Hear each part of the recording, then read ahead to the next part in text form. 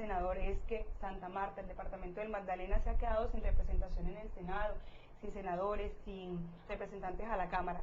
¿Cómo haría el movimiento político Mira para ayudar a esta región, para ayudar al Magdalena con estos proyectos que presenta la alcaldía, la gobernación?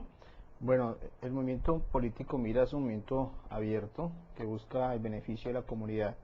Si bien los representantes a la Cámara tienen una función específica por su departamento, los senadores también, no solamente por el departamento, sino que a nivel nacional deben buscar el beneficio de los ciudadanos. Por eso el movimiento Mira presenta leyes para beneficiar a niños y niñas, no solamente del departamento de Magdalena, sino de todo el país.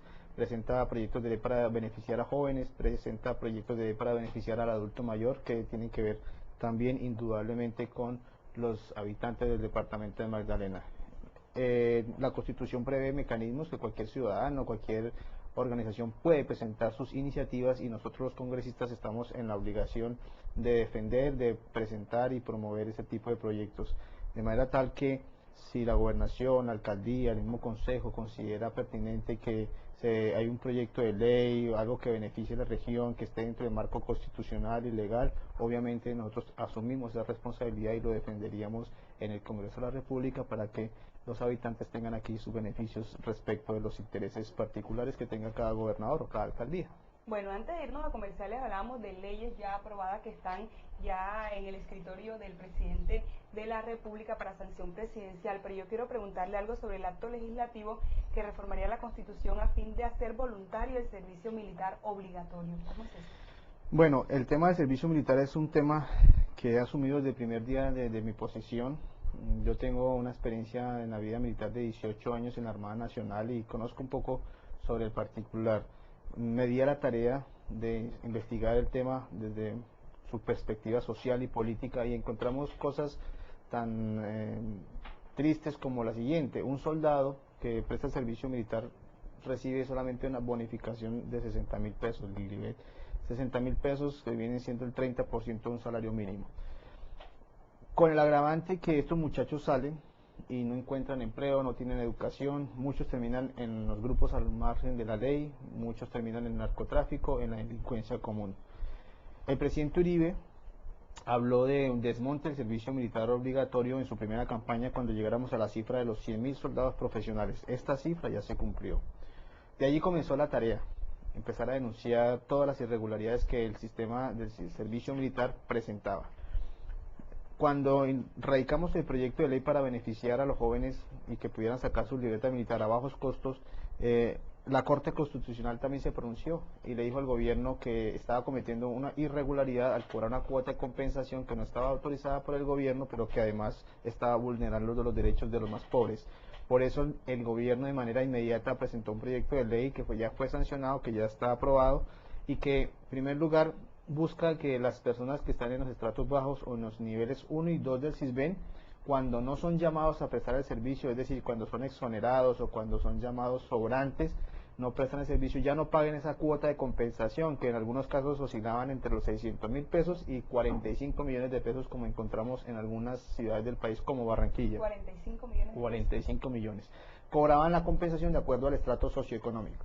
Entonces, ¿quiénes prestan el servicio militar obligatorio? Los jóvenes de escasos recursos.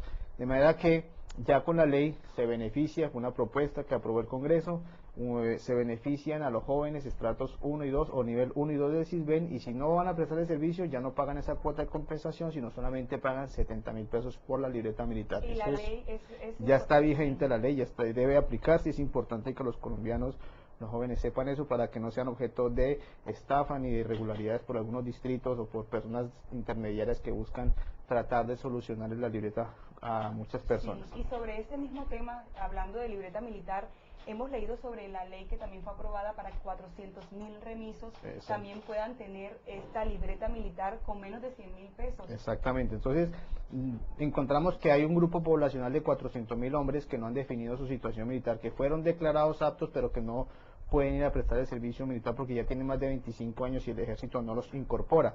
¿Qué pasa con ellos? Si a ellos les sale un trabajo, van allá a preguntar al distrito militar cuánto vale mi libreta, y dependiendo del estrato socioeconómico, dependiendo de las multas de los años, deben pagar entre 800.000 pesos y 8 millones por su libreta, de manera que no van a tener ese dinero.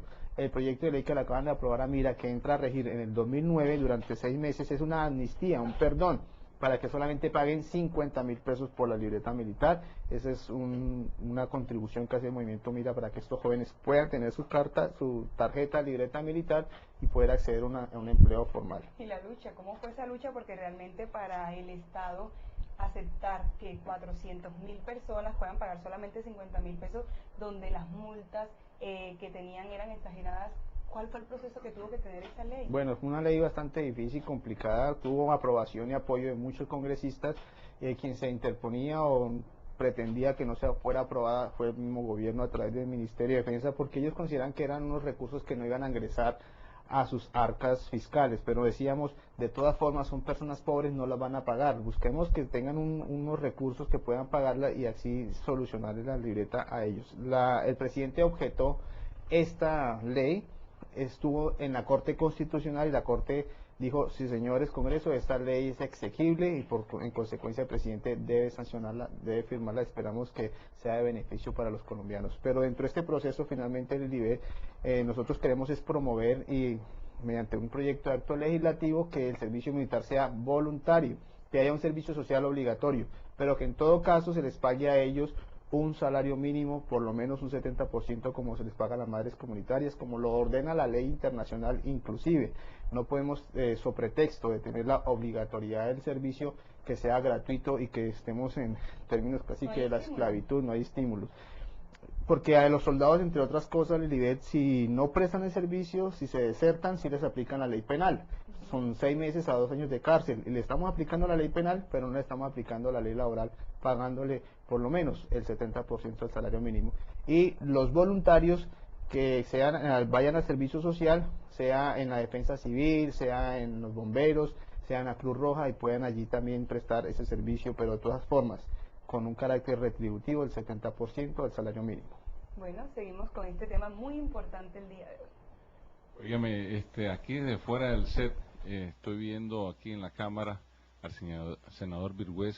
Atrás, nuestros cibernautas están viendo 2 pendones, uno que dice Caminando con el Pueblo, que es periódico digital opinioncaribe.com, donde el senador Virgüez escribe semanalmente una columna de opinión, y detrás de usted, senador, está el Morro de Santa Marta, que es un emblema para los samarios, y dice el eslogan: desde el manojo de bahía más hermoso de Colombia, Santa Marta nos está viendo el mundo entero, los planteamientos que usted está haciendo y todo lo que ha sido su trabajo como senador. Pero yo le pregunto, estando usted en Santa Marta, en el manojo de bahía más hermoso de Colombia, dele un...